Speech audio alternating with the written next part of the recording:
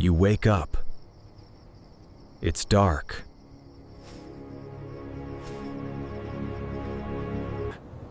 You don't have walls. You don't have a door. You don't have a lock.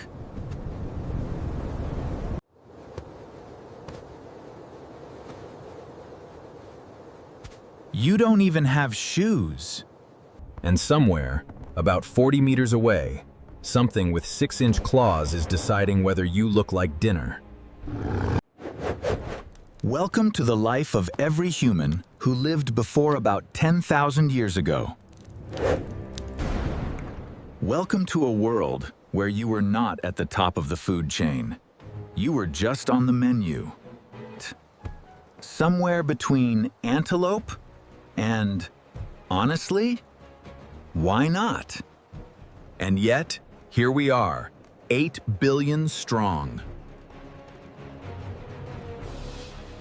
Somehow, against all odds, our ancestors didn't get eaten. They survived. They thrived. They made it through hundreds of thousands of years of being soft, slow, and essentially naked. In a world full of animals that were built specifically, almost lovingly, to destroy things like them. How? How did we actually pull this off? That's what we're talking about today. And the answer is so much stranger, so much more fascinating, and honestly, so much more impressive than you'd expect. Because it wasn't one thing. It is a combination of adaptations, behaviors, and social developments that stacked on top of each other over an almost incomprehensible stretch of time. Buckle up. Let's go all the way back.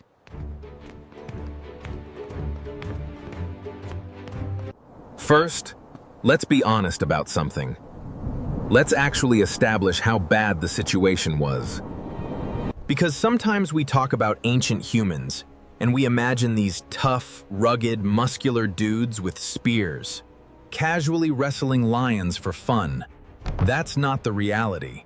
Not at the beginning, not even close. Go back 2.5 million years.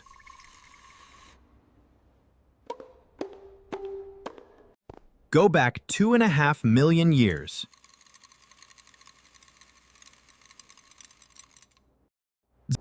No fire, no complex tools, no language, no coordinated hunting strategy. They were, biologically speaking, a prey animal. Full stop. Not a predator, not an apex species, something that larger animals chased, caught, and ate. The predators they had to deal with weren't like the lions and leopards we see today. They were worse. Significantly worse. Imagine a lion, but bigger. Imagine a hyena the size of a bear. There was a prehistoric hyena called Pachycrocuta brevirostris, and it was genuinely the size of a lion with jaws strong enough to crush elephant bones. Not metaphorically. Literally.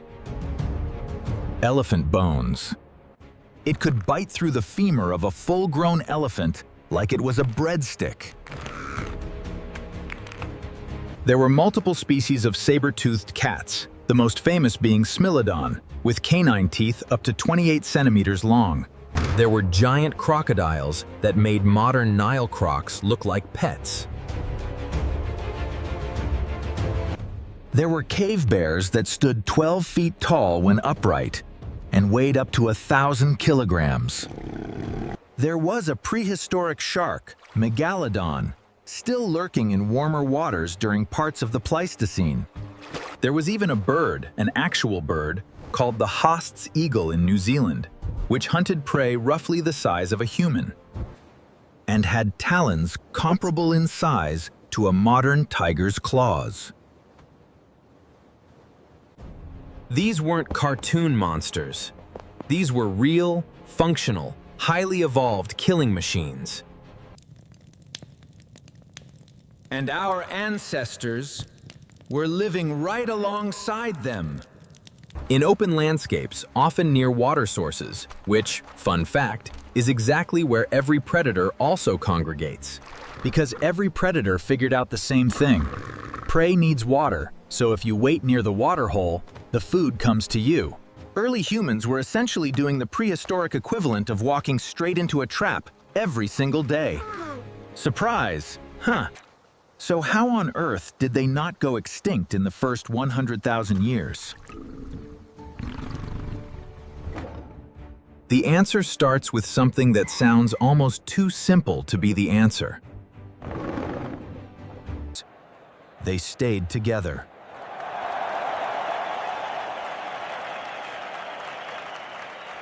Group living is one of the oldest survival strategies in the animal kingdom, and early humans leaned into it with everything they had. Think about it from a predator's perspective. You're a saber-toothed cat. You're scanning the savannah at dusk. You see a lone human crouched at a water's edge. Easy meal. You see a group of 25 humans, some of whom are already screaming, picking up rocks and advancing toward you with sticks.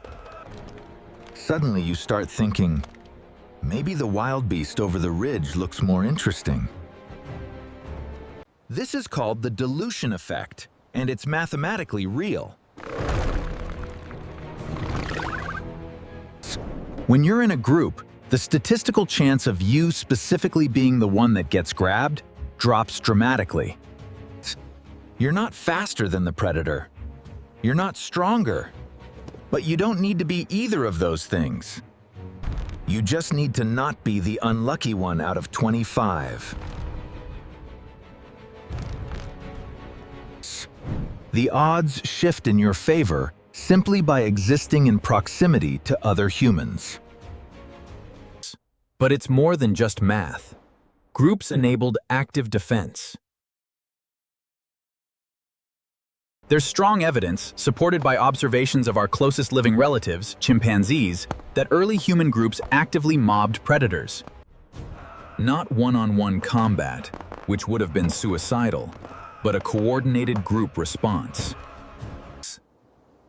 Screaming, throwing objects, banging things together, and collectively advancing toward the threat in a way that made the predator's risk-reward calculation fall apart. And here's the thing about large predators that most people don't fully appreciate. They almost never actually want to fight. A lion that gets a spear in the shoulder, or even just takes a rock to the face, is a lion that might not be able to hunt effectively for weeks. Which means starvation.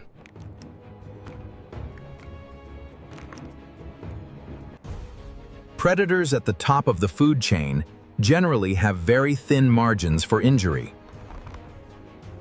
Because injury means an inability to hunt, which means death.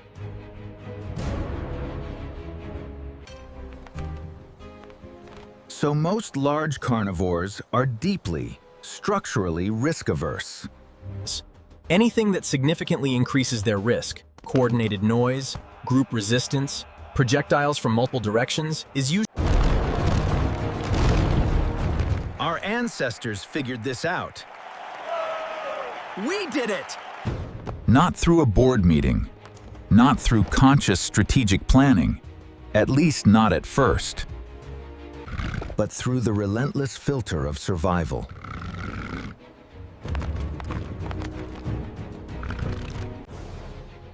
The groups that stuck together and stood their ground were the ones that made it. The ones that scattered were not. Natural selection is an absolutely merciless teacher, but it does eventually get the lesson across. Now, let's talk about the thing that genuinely, irreversibly changed the game. Fire. I know, you've heard fire was important 1,000 times. It's in every history textbook, every documentary, every prehistoric explainer ever made.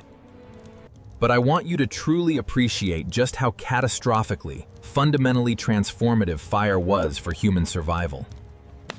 Not just for warmth, not just for cooking, specifically for the predator problem. Here is the biological reality. Almost every large land predator on Earth has an instinctive fear of fire that is essentially hardwired into its nervous system. This isn't a learned behavior. It's a deep, ancient, evolutionary response. These animals evolved in a world where fire was a natural phenomenon.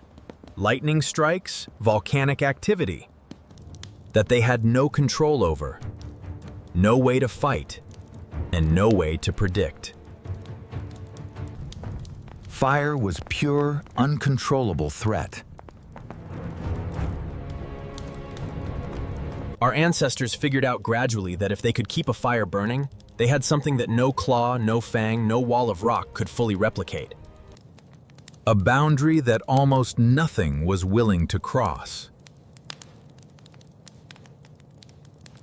Imagine being a leopard prowling in the dark, looking for an easy kill among a sleeping group of hominids. You approach. You feel the heat from 40 meters away. You see the light, which crucially destroys your ability to use darkness as a stealth tool, because now everything near that fire can see you coming from 100 meters out. You smell the smoke. Something in your brainstem starts screaming at you. You don't approach, you don't attack, you turn around. Nuts. Night, which had been the single most lethal time for early humans, suddenly became survivable. Sleep, which had been an extraordinary vulnerability, became something that could be managed. People slept in shifts. Someone always watched the fire. Someone always watched the dark. And fire did more than just keep predators away. Smoke drives off insects, including the mosquitoes and flies that carry diseases that would have killed far more early humans than any lion ever did. Cooking food kills the bacteria and parasites that would have caused widespread death from foodborne illness. Fire hardened the tips of wooden spears, making them significantly more lethal. Fire allowed humans to survive winters and highland environments that large predators had essentially to themselves before. Fire didn't just help humans survive predators, it fundamentally rewrote the relationship between the human, animal, and the natural world. Before fire, we were something the world happened to. After fire, we started happening to the world. Let's talk about sleep specifically, because it's genuinely underappreciated in the survival discussion. We sleep for roughly 8 hours a night. That's a third of our lives spent completely unconscious. Sensory awareness reduced to almost nothing, completely unable to run or fight. For an animal without walls in a world full of things that hunt at night, this is a staggering vulnerability. So what did our ancestors do before fire was consistently available? Trees. Then, caves. Before permanent settlements, before controlled fire, the most common solution to the nighttime predator problem was elevation. Get off the ground. Chimpanzees do this every single night. They build fresh sleeping nests in trees, high enough that ground predators can't easily reach them.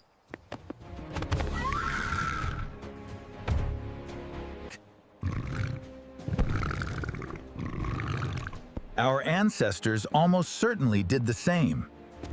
And evidence from the structure of early Homo arm and shoulder anatomy suggests they retained good climbing ability, long after their feet became fully adapted for ground walking.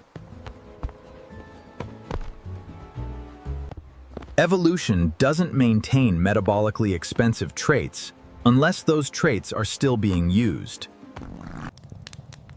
Getting into a tree doesn't make you safe from everything,